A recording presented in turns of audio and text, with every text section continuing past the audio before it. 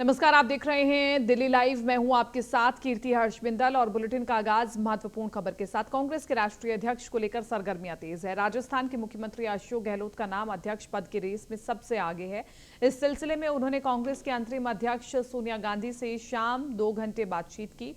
दोनों नेताओं के बीच क्या बातचीत हुई ये पता नहीं चला। इससे पहले सुबह दिल्ली पहुंचने पर गहलोत ने कहा था कि अगर पार्टी के लोग मुझे चाहते हैं, उन्हें लगता है कि अध्यक्ष पद या सीएम पद पर मेरी जरूरत है, तो मैं मना नहीं कर सकता।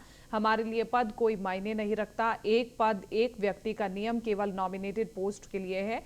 चुनाव लड़कर कोई भी 2 पोस्ट पर रह सकता है।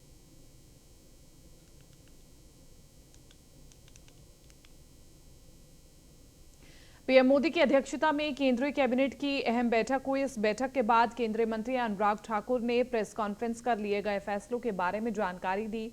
उन्होंने कहा कि पीएम मोदी के नेतृत्व में कैबिनेट की बैठक हुई, जिसमें आत्मनिर्भर भारत की अवधारणा को बढ़ावा देने के लिए 3 निर्णय लिए गए। मंत्रिमंडल ने उच्च दक्षता वाले सोलर पीवी मॉड्यूल ट्रांस 2 के लिए पीएलआई स्कीम को मंजूरी दी है। उन्होंने कहा है कि दूसरा फैसला सेमीकंडक्टर और डिस्प्ले के उत्पादन को लेकर है। सेमीकंडक्टर फैब्रिकेशन पॉलिसी को और आकर्षक बनाया गया है। तीसरा फैसला राष्ट्रीय लॉजिस्टिक नीति को लेकर है, जिसका अनावरण पीएम ने 17 सितंबर को किया था। इस पॉलिसी को मंजूरी दी गई है। सरकार का लक्ष्य लॉजिस्टिक परफॉर्मेंस इंडेक्स रैंकिंग में सुधार करना है और 2030 तक शीर्ष 25 देशों में शामिल होना है। पीवी के लिए पीएलआई स्कीम का विस्तार करने का निर्णय किया गया है।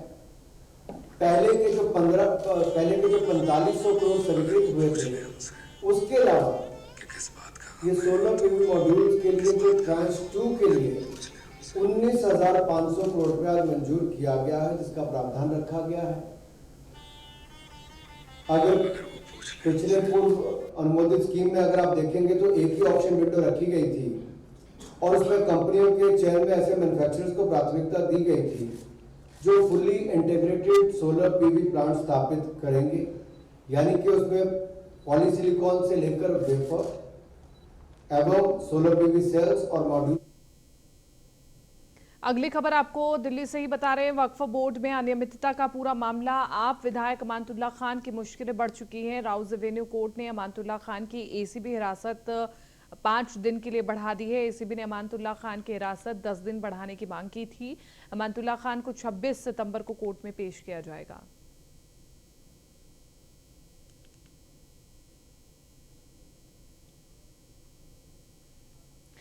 सुप्रीम कोर्ट में संविधान पीठ के सामने होने वाली संवैधानिक महत्व के मामलों की सुनवाई का लाइव प्रसारण होगा। संवैधानिक पीठ की सुनवाई अगले हफ्ते से यूट्यूब पर प्रसारित की जाएगी।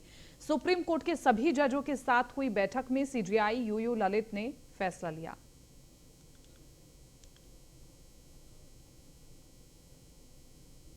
राजधानी दिल्ली में नशे के खिलाफ दिल्ली पुलिस लगातार अभियान चला रही है। विशेष तौर पर बाहरी दिल्ली में पुलिस ने ऑपरेशन क्लीन स्वीप के तहत अपराधियों की धरपकड़ पुलिस कर रही है और इसी क्रम में दिल्ली पुलिस की एंटी नारकोटिक्स टीम नशे की बड़ी खेप के साथ एक नाइजीरियन व्यक्ति को टीम ने पकड़ा है।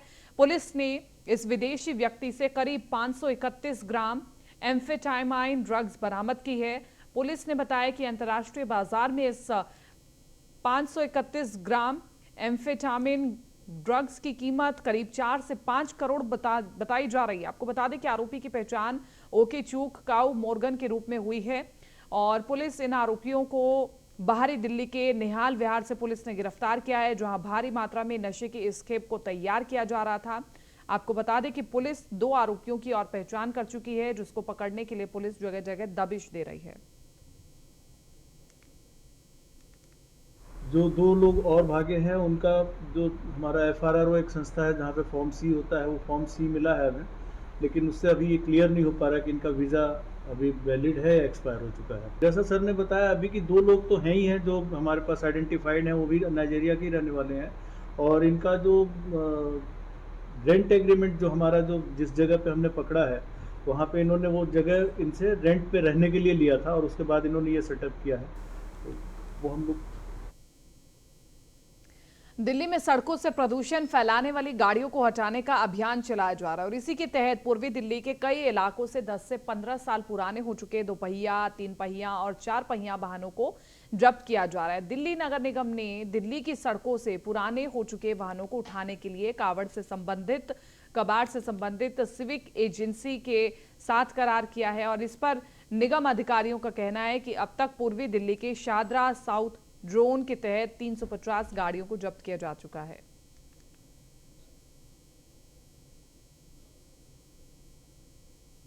दिल्ली पुलिस लगातार ड्रग्स माफियाओं पर शिकंजा कसना शुरू कर चुकी है और जिसके कारण जगह जगह छापेमारी चल रही है। पुलिस ने मुंबई पोर्ट से लगभग 20 टन से अधिक मात्रा में हेरोइन जब्त की है, जो कि एक बड़े कंटेनर से भारत में लाया गया था।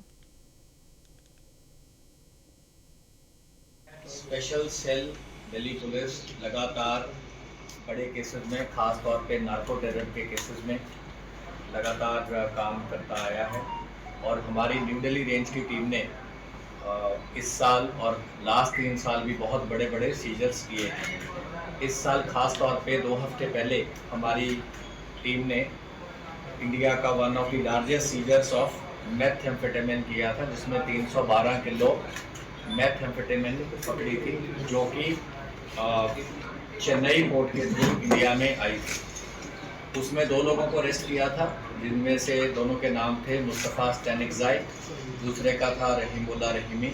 दोनों अफ़गान नेशनल्स हैं, काफ़ी लंबे अरसे से इंडिया में रह रहे थे, मल्टीपल टाइम इनकी वीज़ा एक्सटेंशंस थी, UNHCR से इनका स्टेटस भी था।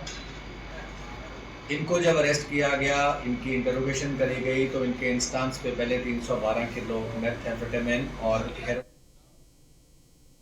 दिल्ली के द्वारका में मोहित चला रहा था अवैध सरगना, जिसमें कई बेरोजगार युवाओं को बना रहा था अपना शिकार और नौकरी का झांसा देकर ठगता था लाखों की रकम।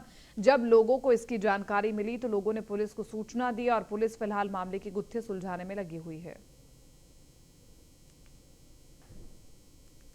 मेरे साथ ये हुआ कि सर, जैसे मेरे नौकरी प्राप्ति के लिए मैं द्वारका मोड़ आया था, मोहित जी से मिला था, तो उन्होंने नौकरी के लिए मेरे को 60,000 के लिए बोला था। तो 60,000 के लिए MTS ताल कटोरे के अंदर, तो ताल कटोरे के अंदर उसको बोला, तो बोला आप 60,000 लगेंगे, आपकी ज्वाइनिंग हो जाएगी। उन्होंने जैसे जैसे वो बोलते गए मैं वैसे वैसे करता गया। तो उन्होंने ताल कटोरे में मेरी ज्वाइनिंग कराई। एक दिन में अगले दिन ऑफिसर आया, उन्होंने मना कर दिया कि MTS के लिए कोई वैकेंसी नहीं है। उससे अगले दिन मेरे को भगा दिया गया वहाँ से। क्या नौकरी के नाम पे आप लोगों से पैसे ऐड थे? नौकरी के लिए हमसे पूरी पेमेंट ली गई थी नौकरी के लिए, लेकिन ज्वाइनिंग एक दिन कितना पेमेंट लिया था, क्या हुआ था? 60,000 दिए थे और उन्होंने ताल कटोरे में ज्वाइनिंग कराई थी। और ताल कटोरे में कराने के बाद ऑफिसर ने अगले दिन बोला कि आपके लायक कोई वैकेंसी नहीं है MTS की, आप घर जाओ। सर मैं यहीं रहता हूँ, रेंट पे रहता हूँ और मैं जॉब की तलाश में निकला हुआ था द्वारिका की तरफ। मैं सेक्टर 3 में पहुँचा, DPS कॉलेज के पास में, तो मुझे एक व्यक्ति मिला मोहित नाम का, और वो पर्सनैलिटी से ऑफिस का बंदा लग रहा था, HR के जैसा। तो उससे बातचीत हुई तो उसने कहा कि मैं मिनिस्ट्री में जॉब लगवा देता हूँ, ठीक है, अच्छी जगह है, सैटरडे संडे ऑफ मिलेगा आपको और 25,000 के आसपास आपको सैलरी मिलेगी। तो मैंने कहा ठीक है सर। तो मैंने कहा कि सर कुछ चार्ज वगैरह होता है क्या? तो उन्होंने कहा हाँ ठीक है, इसमें चार्ज लगता है, 85,000 रुपये चार्ज लगेगा, 85,000। तो मैंने कहा सर मैं इतना तो नहीं दे पाऊँगा। उन्होंने कहा अगर आप जॉब करेंगे तो इतना तो। द्वारिका में रहता हूँ और द्वारिका में मैं ये DPS स्कूल है, वहाँ पर एक ऑफिस था, तो वहाँ पर उन्होंने मोहित जी से मिले थे। तो मोहित जी से मेरी बात हुई और वो कह रहे थे कि मिनिस्ट्री में जॉब लगवा दूंगा तुम्हारी। तो मैंने कहा ठीक है आप लगवा दीजिए सर, मैं क्यों परेशान हूँ बहुत, मैं गरीब घर से हूँ तो परेशान भी हूँ। तो उन्होंने मेरे से 60,000 रुपये मांगे कि तुम्हारी MTS में लग जाएगी CGO कॉम्प्लेक्स में, जो मिनिस्ट्री में। तो मैंने कहा सर ठीक है, आप 60 नहीं, आप मेरे से 30,000 रुपये ले लीजिए, मैं अभी 30,000 देता हूँ, ज्वाइनिंग हो जाएगी तो मैं आपको पूरे 60,000 दे दूँ।